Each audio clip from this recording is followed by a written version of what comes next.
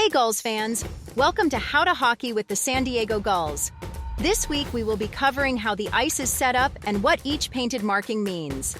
Let's get into it. Starting off with the dimensions, a standard NHL ice sheet is 200 feet long by 85 feet wide. This might not seem that big, but over the course of a game players can skate up to 5 total miles. The ice sheet is broken up into 3 distinct zones separated by the red and blue lines. The red line divides the ice in half. Its main purpose is to help officials with icing calls. The blue lines are used to create each team's attacking zone and assist officials with offsides calls. Offsides is when a player crosses the blue line ahead of the puck. Looking towards the far ends of each side of the ice, you'll notice the goal lines. These lines serve 2 purposes. The first is to determine whether a goal has been scored or not, and the second is to also assist official in determining icing. A goal can be credited if the puck completely crosses the line within the net. Icing is when a player on his team's side of the red center line shoots the puck all the way down the ice and it crosses the red goal line at any point. Now, let's turn our attention to the face-off circles and dots. If you are looking at an overhead view of a rink, you will find 9 different areas where a face-off can take place. We will go over the ins and outs of face-offs in next week's episode.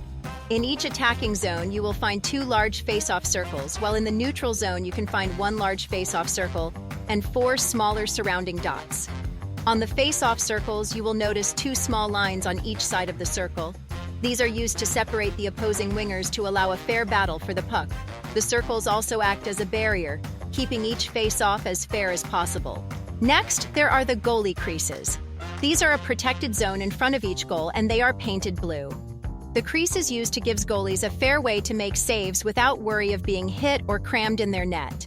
Initiating contact with the goalie inside of the crease is illegal and can result in goals being disallowed or even a penalty being called against the player. Goalies are allowed to leave their crease in order to play the puck, which leads us into our last markings, the trapezoid. The trapezoid refers to the 2 diagonal lines below the goal line. This is the only area behind the net that the goalie is allowed to play the puck. If a goalie were to cross over either of the diagonal lines and touch the puck, they will be given a delay of game penalty. That's all the time we have time for on today's episode of How to Hockey. Please join us again next week when we go over the ins and outs of face-offs. Go Gulls!